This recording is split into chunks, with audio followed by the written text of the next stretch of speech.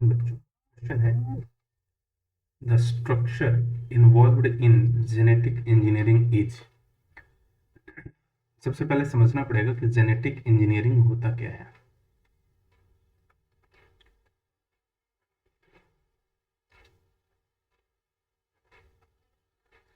Genetic engineering एक ऐसा process जिसमें हम दो डिफरेंट डीएनए को, एक डीएनए ए है, मान के चलो इसे फॉरेन डीएनए अपन बोल रहे हैं,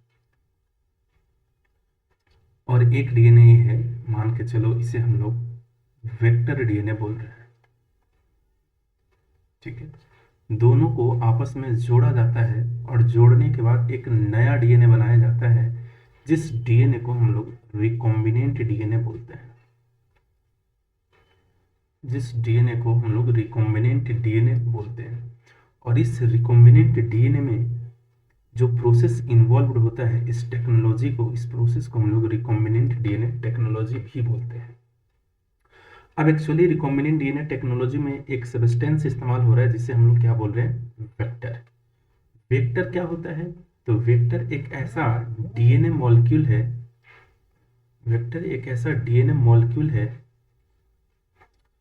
एक ऐसा डीएनए मॉलिक्यूल है जो कैरियर की तरह काम करता है, जो व्हीकल की तरह काम करता है।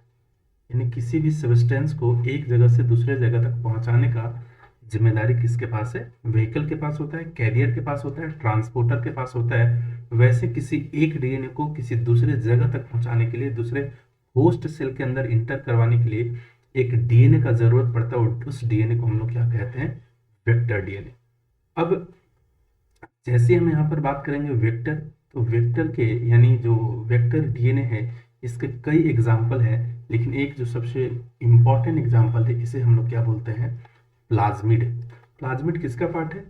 तो जैसे आप लोग बैक्टीरिया की बातें करोगे, हमें पता है कि बैक्टीरिया के पास सेल वॉल भी होता है और सेल मेम्ब्रेन भी होता है। मान के चलो ये सेल वॉल है और ये सेल मेम्ब्रेन है।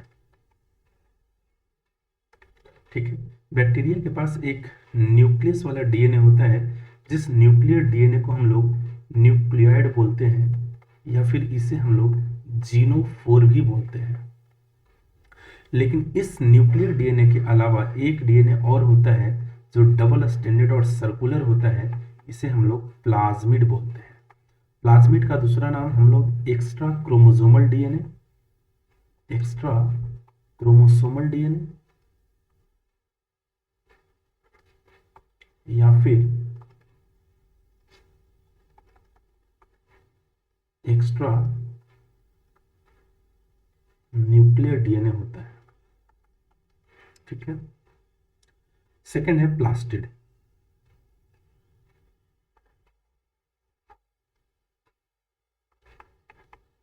प्लास्टिड सिर्फ और सिर्फ प्लांट में ही प्रेजेंट होता है।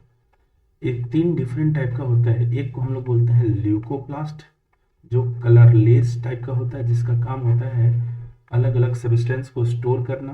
एक होता है क्लोरोप्लास्ट, जो ग्रीन टाइप का प्लास्टिड होता है और फोटोसिंथेसिस में हेल्प करता है, फोटोसिंथेसिस में हेल्प करता है।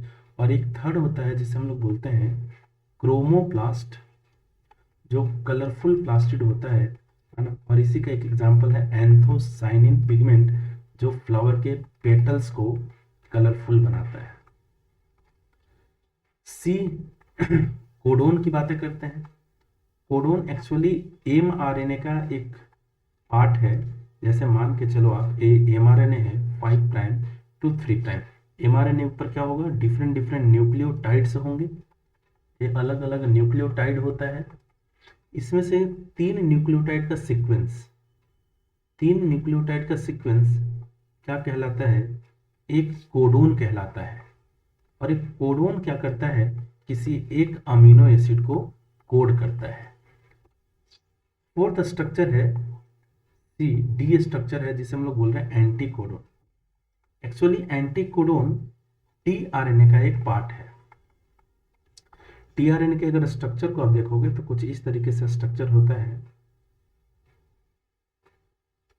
ए 5 प्राइम ए 3 प्राइम। इसे हम लोग बोलते हैं एक्सेप्टर आर्म। जहाँ पर अमीनो एसिड आकर के अटैच होता है, इसे बोलते हैं टी साइसी लूप, इसे बोलते हैं DHU लूप, इसे बोलते हैं रिकॉग्निशन लूप। और इसी रिकॉग्निशन लूप के पास 3 नाइट्रोजन बेस का सीक्वेंस होता है, जिसे हम लोग क्या बोलते हैं, एंटीकोडोन, या फिर इसे हम लोग नो डॉक भी बोलते हैं। अब ध्यान रहे कि जो जेनेटिक इंजीनियरिंग में पार्टिसिपेट कर रहा है, स्ट्रक्चर इन्वॉल्व्ड है, वो कौन है, प्लाज्मिड है। यहाँ पर प्लास्टिड बिल्कुल भी नहीं है, कोडोन भी नहीं है, एंटीकोडोन भी नहीं है। राइट आंसर क्या है, ए, प्लाज्मिड। Best of luck.